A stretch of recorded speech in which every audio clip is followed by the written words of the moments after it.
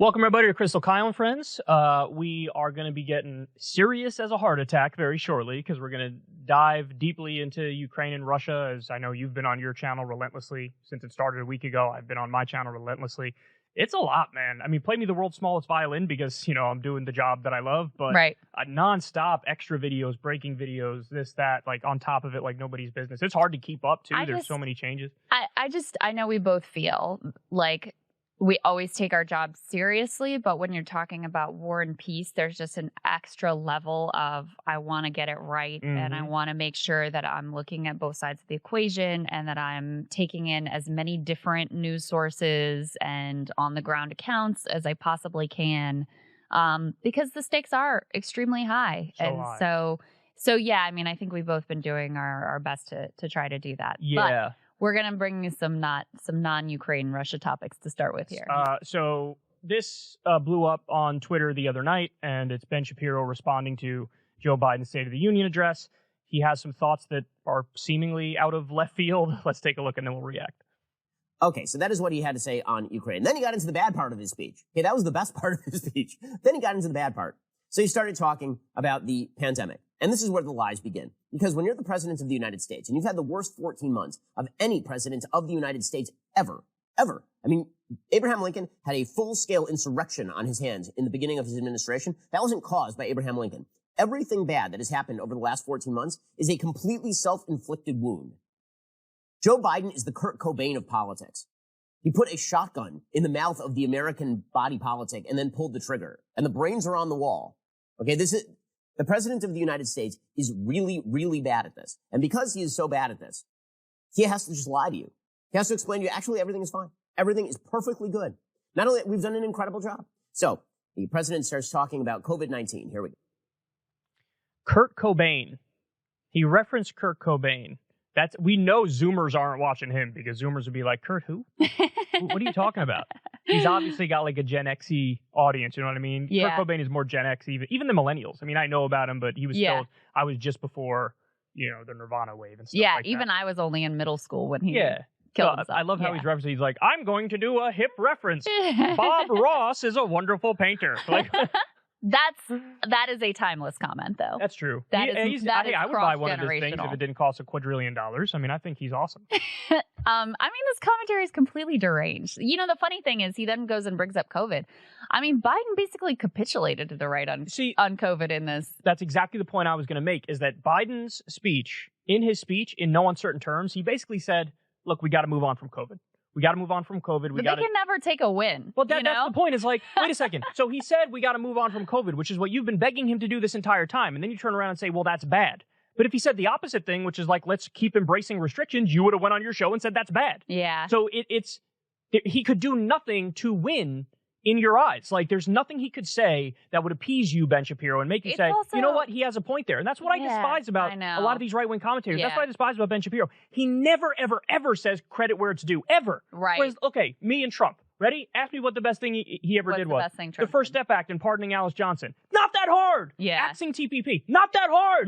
Like, guys, I despise Donald Trump with every fiber of my being. I could find like a handful of things where I'm like, you know what? All right, on that one, credit. He cannot do that with Joe Biden because he's just a hack. He's just a partisan hack. It's also for someone who like fancies himself a real intellectual, you know, it's so disingenuous and wildly unfair to say everything that happens on any president's watch is 100% them. I mean, Joe Biden didn't invent coronavirus or create the Omicron variant, right?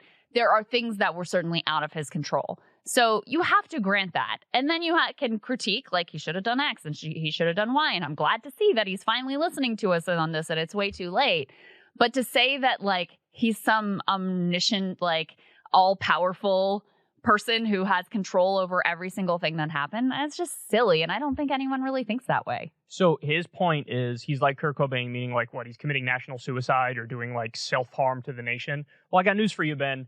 What would I consider self-harm to the nation? I don't know, maybe continuing our endless wars like Donald Trump did. Maybe doing corporate tax cuts and doing tax cuts for the rich like Donald Trump did. Maybe not passing an infrastructure bill, thereby letting our infrastructure continue to crumble. That seems like self-harm to the nation. Exactly what Donald Trump did. He didn't get an infrastructure bill passed. So, you know, look, I think the whole conversation is ridiculous to talk about what he's like committing national suicide. But if we're going to talk about harm to the nation done, I mean, I would definitely put a number of things squarely on Donald Trump's plate on that point.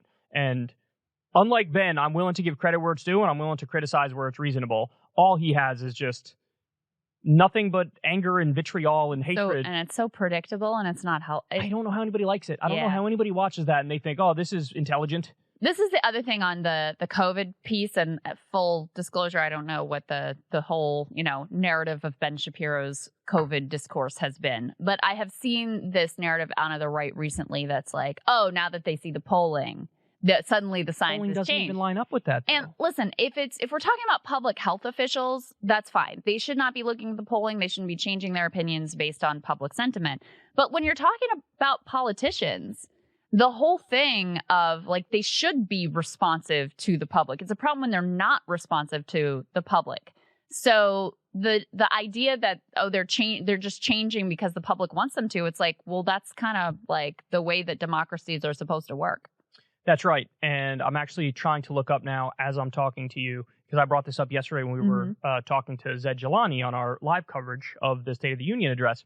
I believe the number was 56% or 58% of the American people still want some COVID restrictions like mask mandates indoors. Yeah. So even this narrative of oh, they're just shifting with the polls, that's not even true. They're not shifting with the polls. What they're doing is they're shifting with a vocal, loud minority that's very insistent that we got to scrap all these restrictions. And they're going, you know what, I guess I kind of agree with that minority, and they're going with it. But to your point, even if the polls did shift and they followed it, it's better for a politician to follow public opinion on most issues than not. That's called democracy. Right. A lot of times the problem is the opposite, that public opinion is very strongly in favor of, for example, banning members of Congress from trading stocks. And they're just like, nope. Yeah, we're not going to do that. We know you want it. We're not going to do it.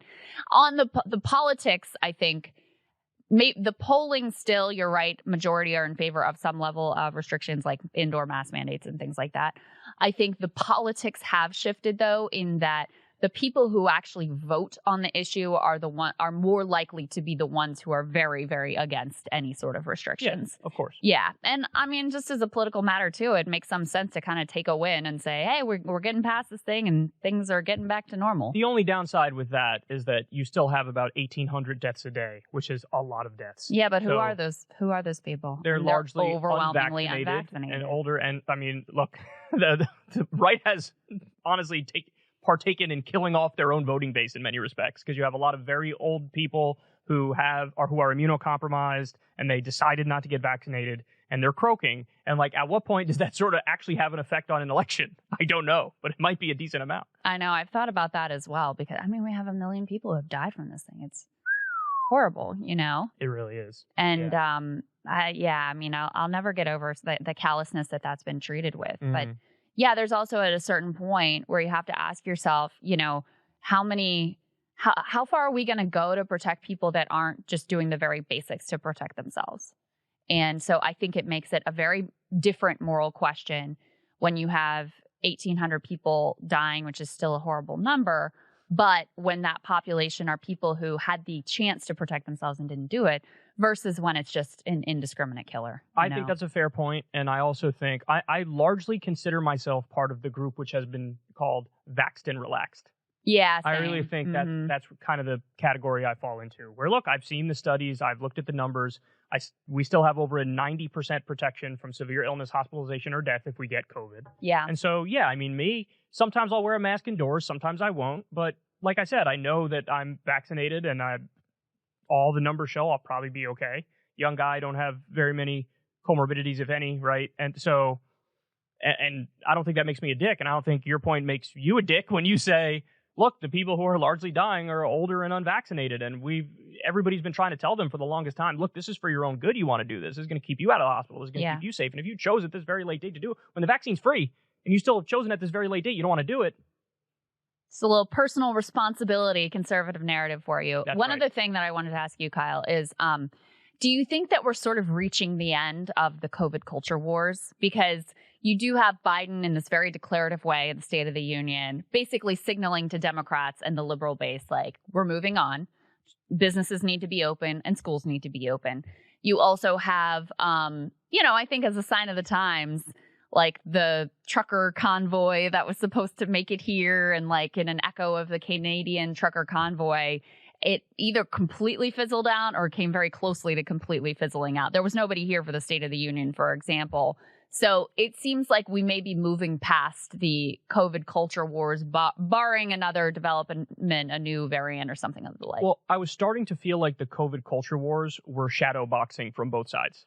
Like the only people who were still yelling about it from the extreme perspectives were online, where you talk to anybody in real life and everybody's sort of a normie and they have Everybody's some kind of relaxed views about it, yeah. They have some views that are maybe pro some restrictions and some views that are anti-restrictions, but everybody's sort of a normie floating somewhere in the reasonable portion of the spectrum, but all the yelling you hear is online. Yeah. So I think the COVID culture wars are over unless we get a new variant, in which case we're right back to square one. And, you know, a lot of people who are more on the pro-restriction side will turn around and be like, we told you fucking idiots, you're letting this thing spread like nobody's business, like wildfire. Of course there's going to be mutations, and of course there's going to be another variant. We're on a third variant right now. Yeah, but the real thing we need to do to stop any additional variants has nothing to do with our own population, everything to do with patents and making sure that the entire global south has access to the vaccines that we've had access to for so long now. That's very true. Yeah.